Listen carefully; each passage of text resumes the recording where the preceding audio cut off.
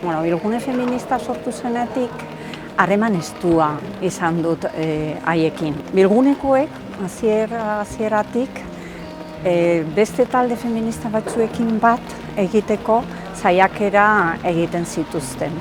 Y yo tengo un poco como en el recuerdo cosas importantes, bueno, ha hecho muchas importantes, pero que me impactan un poco, que quería comentar, que una parte muy importante son los encuentros de las mujeres feministas abertzales, esos encuentros desde el primero, que invitaron a un montón de gente diversa, diferente, de un espectro feminista interesante y amplio y diverso, que eso me parece importante, y destacaría el tercer encuentro que se hizo, bajo el lema, si no me acuerdo mal, de Emakumeen hitza, gatazkaren konponbidea, que fue muy importante, fue muy sonado para nosotras, y yo creo que fue un momento en que diferentes corrientes feministas iniciamos una ruta de debate importante, niretzat importante da, Emaraun aldizkaria.